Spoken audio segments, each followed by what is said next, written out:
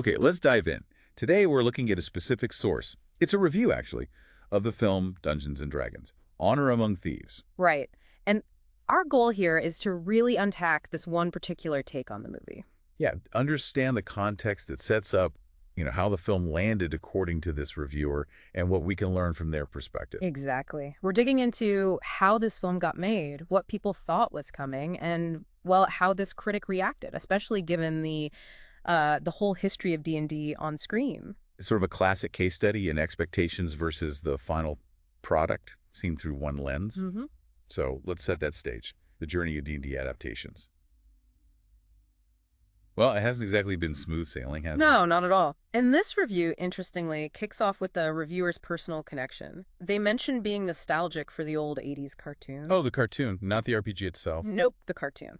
Which, immediately frames where they're coming from. It's a specific kind of nostalgia. Which is quite different from that 2000 film adaptation. That one was based on the game. Right, the source material. And the review points out, yeah, it was a pretty big miss. Critics didn't like it. Audiences didn't really show up either. A failure, basically. Pretty much. And yet somehow, and the review touches on this weirdness, it still managed to spawn a couple of straight-to-DVD sequels. Really? I didn't even know that. Yeah, it's bizarre. It kind of shows how these things can get a life of their own, completely separate from, critical acclaim or box office. And according to this source, that initial film's flop led to rights issues. Things got tangled up, and a proper reboot was stuck in limbo for years. Exactly. So then we jump forward to 2023, and Honor Among Thieves is announced, and it's getting a big theatrical release, which was kind of notable at the time, right? Lots of big movies were going straight to streaming then. Yeah, that felt like a statement. But the review notes something interesting here. Despite the theatrical push, despite getting names like Chris Pine, Michelle Rodriguez... The early buzz wasn't great. Not according to this reviewer, no. They mentioned the first trailers, didn't look very good. People weren't sold. And they even picked up on a vibe from the previews. Yeah, kind of smugness, particularly around Pine's character, apparently. Yeah. It rubbed some people the wrong way, at least the ones this reviewer spoke to. So, expectations, pretty low going in. Okay, so that's the backdrop. Past failures, low buzz despite the cast. How does the review actually describe the plot and the characters of this film, then? Well, it introduces the main duo, Edgin, that's Chris Pine, and Holga, Michelle Rodriguez. They're thieves. Right, a classic fantasy trope to start with. And their goal... The review sums it up. They're trying to steal a specific item, a resurrection tablet. Okay, why? For Edgin, it's personal. He wants to bring his wife back.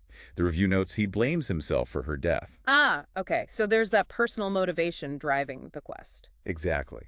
But things go wrong, they get caught, then they escape, and the mission changes focus slightly. Ow. They need to find Edgin's daughter, Kira. She's played by Chloe Coleman. She's missing, or at least not with them. And where is she? Living with an old associate of theirs, Forge, as Hugh Grant's character. Hugh Grant, okay. And Forge, according to this source, hasn't been sitting idle. He's done very well for himself, become a lord, apparently quite powerful. Ah, so the old friend is now potentially an obstacle. Or an antagonist. Seems like it. Edgin's quest puts them on a collision course, not just with Forge, but the review also mentions, powerful and dark forces that threaten the realm. Standard fantasy stuff, but with this specific character dynamic. Okay, got the setup. Low expectations, interesting character mix. So what was the actual verdict? This is where it gets good, right? Yes. This is the core of the review, really. A total turnaround. Despite those low expectations, the reviewer calls it an absolute hoot of a movie. A hoot. Okay. Yeah, and incredibly infectious. That sharp contrast is really what makes this review interesting. So how did it win them over? What did it do right, according to this take? It seems the key was the tone. The review says it just plays it for laughs. It leans heavily into the comedy. Right. The comparison they make, which I thought was great, is that it felt almost like a 21 Jump Street style take on D&D. Oh, interesting comparison. So like meta comedy, but for fantasy. Kind of, yeah. Huh. Review emphasizes the comedy is genuinely funny. And crucially, while it gets close to parody sometimes... It doesn't cross the line. Exactly. It stays respectful to the RPG fans. The humor, apparently, often comes at the expense of the characters themselves, their flaws and failures, rather than just mocking the genre. Okay, that's a subtle distinction. Gentle nudges. Not malicious mocking, as the review puts it. Precisely. It's having fun with the fantasy tropes, not sneering at them.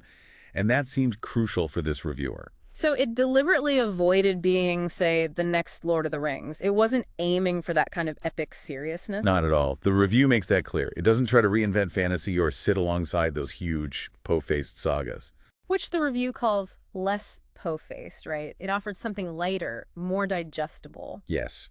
And this source really argues that finding that specific comedic tone, separate from the usual epic fantasy feel and from the failed seriousness of the 2000 film, was the smartest thing it did. That was its path to success. Makes sense. And a big part of pulling off that tone must be the cast, surely. Absolutely. The review says they all just look like they're having great fun. You can often tell when actors are enjoying themselves. Yeah, and they're hamming it up in the best way, apparently, playing to their strengths. Any specific call-outs? Oh, yeah. Chris Pine praised for being as charismatic as ever. The review uses the phrase almost annoying likability, which kind of paints a picture. Huh, I can see that. And Michelle Rodriguez. Doing what she does best, the review notes. The tough exterior, but with that hint of a kind soul underneath. It's her brand, and apparently it works here. Okay. And Hugh Grant, he's always interesting in these roles. Described as brilliant. Brilliant as the sleazy, duplicitous lord. Sounds like perfect casting for that kind of archetype. Yeah, he does that kind of charming rogue thing so well. The review also gives a nod to Justice Smith and Sophia Lillis in supporting roles, saying they shine too. So it sounds like the whole ensemble really clicked and contributed to that fun vibe. Good cast chemistry can make a huge difference, especially in a comedy adventure. Definitely. But it wasn't all perfect, according to the review. It mentioned something about the pacing. Ah, right, the length. It's over 2 hours long. And the review notes, there was a point where it felt like it might just overstay its welcome a little bit. That can happen with blockbusters. Did it recover? Apparently so, yes. The review says it pulls everything together effectively for an exciting finale. Okay, good. Yeah. And was there a standout moment? Sometimes one scene just sticks with you. Yes. The review highlights one specific sequence, the graveyard scene. Ooh, intriguing. Calls it worth the price of admission all by itself. That's pretty high praise for a single scene. Wow, okay. Must be quite something. So let's zoom out. What's the final verdict from this particular source, and what's the bigger picture here? Well, the conclusion in this review is really positive.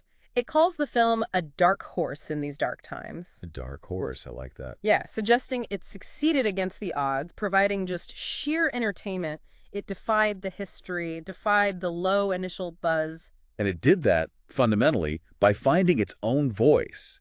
Comedic, adventurous, not taking itself too seriously. Exactly. So for you, the listener, what this review really highlights is how an adaptation, especially one burdened by past failures like D&D, can find success. It's not always about being the most faithful or the most epic, is it? Not necessarily. Sometimes it's about finding a specific tone, like the humor here, and just fully committing to it, offering a different flavor within a crowded genre. It suggests that maybe the best way to adapt something isn't always to try and replicate the source's main reputation, but to find a unique angle that connects, even if people come in skeptical. Yeah, it's a really interesting look at how expectations set by trailers or history can be completely overturned by the actual experience. A great case study in tone and execution. Definitely. So here's a final thought to leave you with.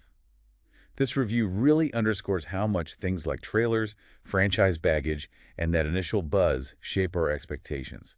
Given how positively this reviewer reacted despite those low expectations, what does it suggest about what we might miss out on if we let those first impressions cause us to write something off too soon?